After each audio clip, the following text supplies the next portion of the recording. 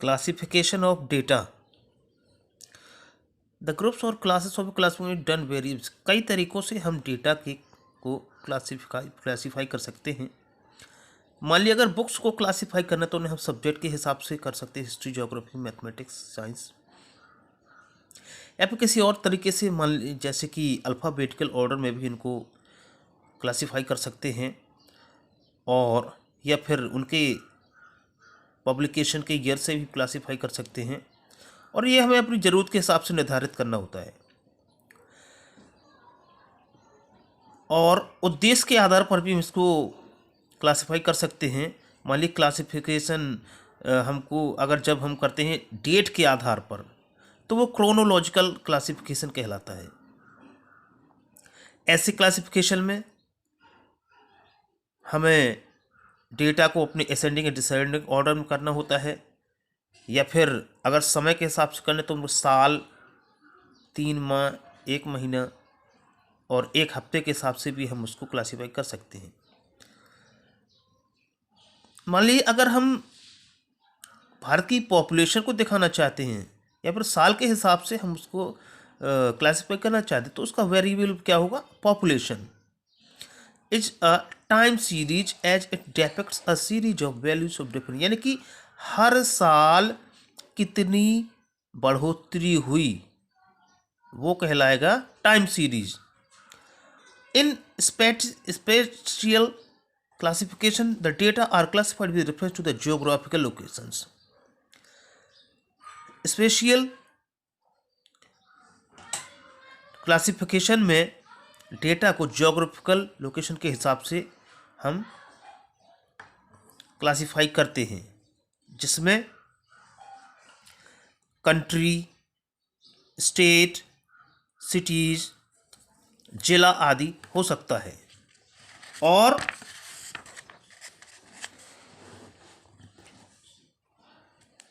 Example 2 में दिखाया गया है कि कैसे अलग अलग कंट्री में व्हीट प्रोडक्शन होता है। कभी कभार हम ऐसे चीज़ों से सामना होता है कि हम क्वांटिटेटिवली उन चीज़ों को एक्सप्रेस नहीं कर सकते संख्या के हिसाब से, तब हमें उन्हें गुणों के आधार पर उसको क्लासिफाई करना होता है, जैसे कि राष्ट्रीयता, साक्षरता, रिलीजन, धर्म, जेंडर, लिंग, मैरिटल स्टेटस, वैवाहिक स्थिति। इस हिसाब से हमें उनको क्लासिफाई करना होता है। और these attributes can be classified on the basis of either presence and absence of qualitative, यानी कि जब हमारे पास क्वालिटेटिव करेक्टरिस्टिक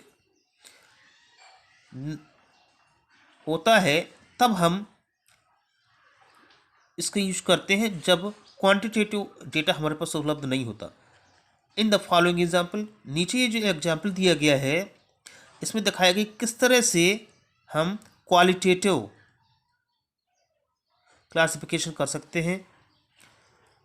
और इसके बाद पॉपुलेशन को पहले मेल और फीमेल, इसके बाद मेल को मैरिड अनमैरिड में, उसके बाद फीमेल को मैरिड अनमैरिड, इस तरह से डिवाइड किया गया है।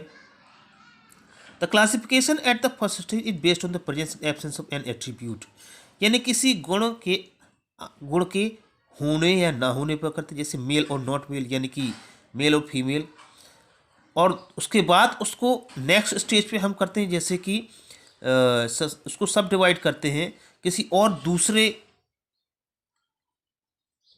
करेक्टरिस्टिक पर, जैसे कि ये पहले पॉपुलेशन को मेल फीमेल 2 में किया गया, फिर इसको और अलग मैरिड अनमैरिड में किया गया है। इसके बाद हम चाहे तो इसको और भी कर सकते हैं आगे। तो इस तरह से ये हम इसको क्वालिटेटिव आधार पर इसको डिवाइड करते हैं। मान लीजिए जैसे अगर height, weight, age, income, marks, students, इस तरह से हम लोग कर सकते हैं। और इसको हम क्वांटिटेटिव क्लासिफिकेशन, इस तरह से ये फिर हो जाता है। Variables continuous and discrete. अब वेरिएबल 2 तरह के होते हैं, continuous and discrete. Continuous variable वो होते हैं जिनको कि हम उसकी न्यूमेरिक वैल्यू को तोड़ के दिखा सकते हैं। इंटीग्रल जैसे fractional value, integral value, exact fraction. मान लीजिए हम किसी क्लास के स्टूडेंट्स की हाइट लेना है तो उसको 90 सेंटीमीटर, 150 सेंटीमीटर, है ना, 90 और 100, 100, 150 सेंटीमीटर। उसकी फ्रैक्शनल वैल्यू या फिर पॉइंट में भी ले सकते हैं। उसकी हाइट 90.85, 102.34 सेंटीमीटर, इस तरह से। तो ये जो डेटा होता है ये कहलाता है कॉन्टिन्यूस डेटा, कॉन्टिन्यूस वेरिएबल। और इसमें हम कौन कौन सी चीज़ें इंक्लूड कर सकते हैं, जैसे कि बच्चों का वेट है, टाइम है, डिस्टेंस है, इन सारी चीज़ों को हम इसमें इंक्लूड कर सकते हैं।